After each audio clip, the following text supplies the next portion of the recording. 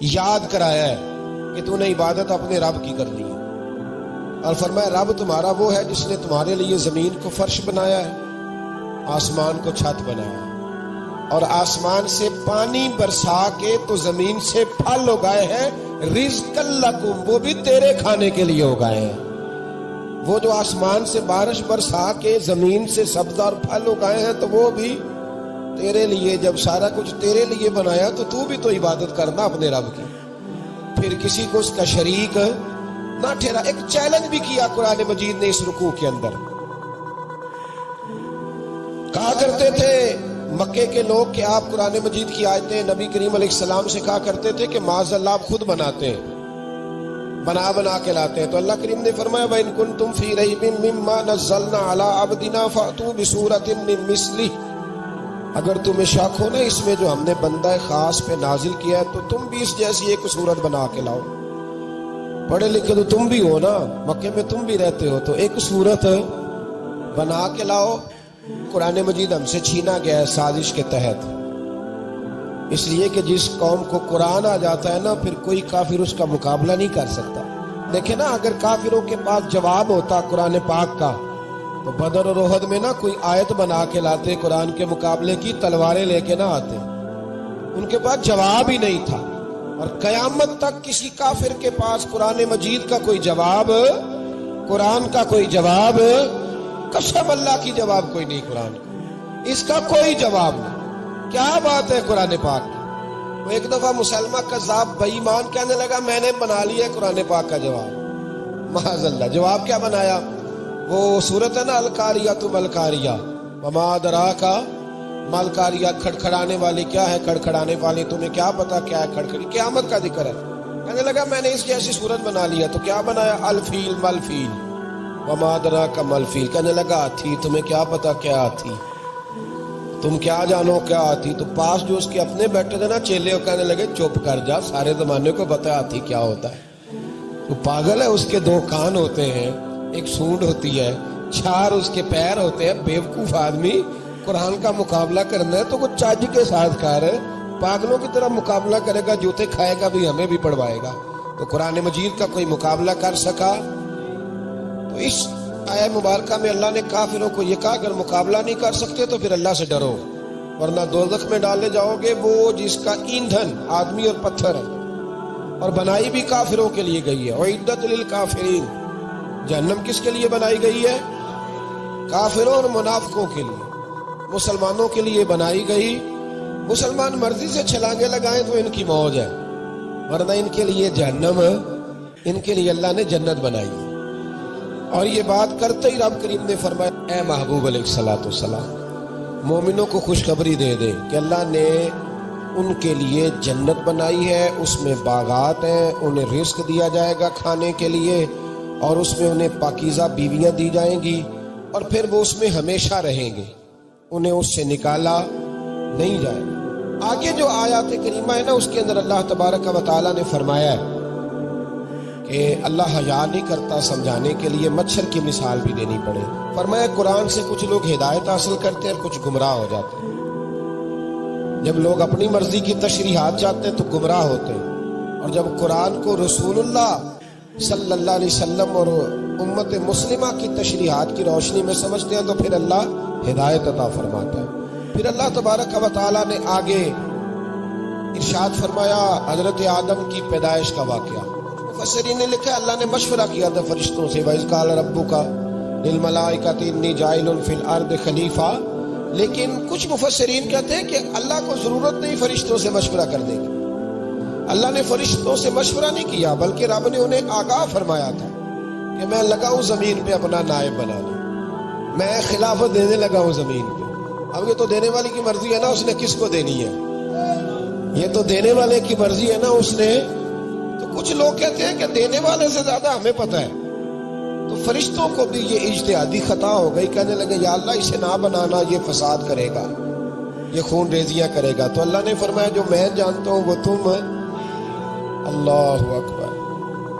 امام راضی فرماتے جب رمضان آتا ہے تو اللہ فرشتوں سے کہتا ہے ذرا یہ کھول کے دروازے دیکھو نا یہ زمین پہ کیا کر رہے ہیں، تم تو کہتے تھے فساد کریں گے اور یہ سارے تراویحیں پڑھ رہے ہیں۔ تم تو گویا کہتے تھے فساد کریں گے، اور یہ تو دیکھو گویا رمضان کے روزے رکھ رہے ہیں، یہ تو میری یاد میں نکلے ہوئے ہیں۔ تم کچھ کہتے تھے، اور دیکھو میں نے تمہیں کہا تھا نا جو میں جانتا ہوں وہ تم۔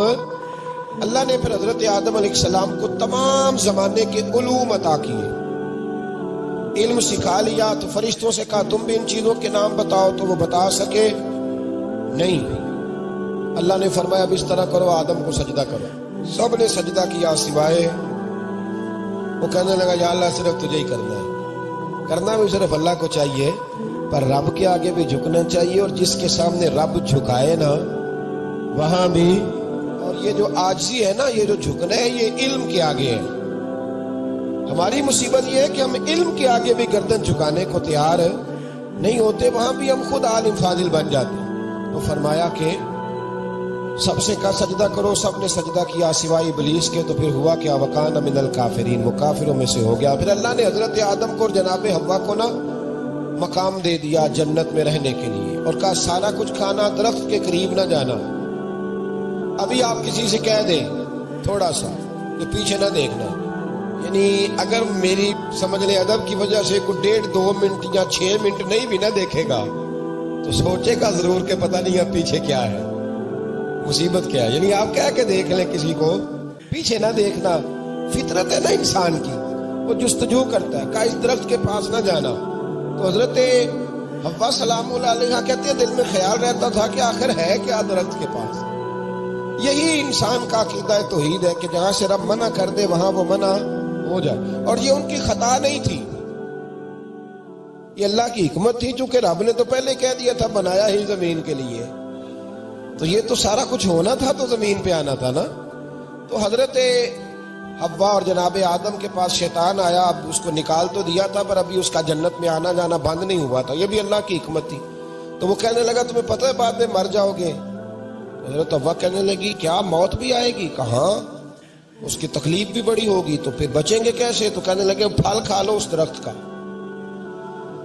تو بچنے کے لیے پھل کھایا تھا، جس طرح لوگ آج بہت سارے کام بچنے کے لیے کرتے ہیں پر بچ سکتے ہیں، بچنے کے لیے پھل کھایا۔ تو اللہ نے فرمایا زمین پہ چلے جاؤ۔ تو حضرت آدم زمین پہ آئے، پھر کئی 100 سال روتے رہے۔ فَتَلَقَّى آدَمُ مِن رَبِّهِ کَلِمَاتٍ، تو پھر اللہ نے خود ہی جناب آدم کو کچھ کلمے سکھائے۔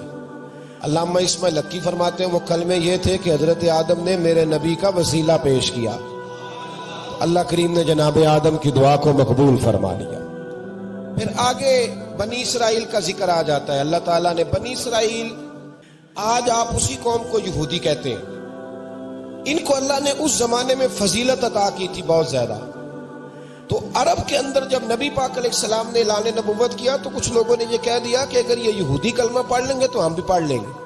تو پھر اللہ نے انہیں یاد کرایا کہ تم اصل میں کیا ہو، تمہیں کلمہ پڑھنا چاہیے۔ تو اہل یہود کا تذکرہ کرتے کرتے رب کریم نے ایک بات یہ بھی ارشاد فرمائی کہ تم لوگوں کو تو کہتے رہے ہو کہ وہ نبی آنے والے ہیں، وہ نبی آنے والے ہیں، اور جب آ گئے ہیں تو ماننے کو تیار نہیں ہو۔ تو فرمایا تأمرون الناس بالبر وتنسون انفسکم وانتم تتلون الکتاب، لوگوں کو بھلائی کا حکم دیتے ہو اور اپنے آپ کو بھول جاتے ہو۔ افلا تعقلون، تمہیں عقل نہیں؟ پھر اللہ نے انہیں یہ بھی یاد کرایا کہ یاد کرو وہ زمانہ کہ جب فرعون نے خواب دیکھ لیا تھا کہ کوئی بچہ اس کی سلطنت کو تباہ کرے گا، تو پھر اس نے تمہارے بچوں کو ذبح کرانا شروع کیا اور تمہاری بیٹیوں کو چھوڑتا تھا۔ فرمایا یہ بھی تو تم نے دیکھا، میں نے تمہیں پھر تم سے کہا جہاد کرو قوم عمالقہ کے خلاف، تو مقام طیہ میں جا کے یہ لوگ کہنے لگے ہم سے جہاد نہیں ہوتا۔ اللہ نے انہیں ایک میدان میں قید کر دیا۔ بڑی دلچسپ بات، قید تو لوگ ہوتے ہیں نا چار دیواری میں، تو اللہ نے بنی اسرائیل والوں کو جب انہوں نے کہا ہم جہاد نہیں کریں گے تو اللہ نے میدان میں قید کر دیا۔ میدان میں، یہ یاد رکھیں، جب انسان اللہ کی نافرمانی کرتا ہے تو اسے ایسی قید ملتی ہے جس کا اس نے تصور بھی نہیں کیا ہوتا۔ ایک میدان ہے مقام طیہ، قید ہو گئے، سارا دن سفر کرتے تھے، سارا دن، تو رات کو تھک کے سوتے تھے، صبح اٹھتے تھے نا جب، تو وہیں ہوتے تھے جہاں کل صبح چلے تھے۔ تو رب جب کسی کو قیدی بناتے ہیں تو اسے زنجیروں کی، سلاخوں کی ضرورت ہے۔ دعا فرمائے اللہ تبارک و تعالی غموں سے نجات عطا فرمائے، یہ دعا فرمائے۔ ایسی قید دیتا ہے کہ جس سے پھر چھٹکارا ہو سکتا تو بنی اسرائیل کا بہت زیادہ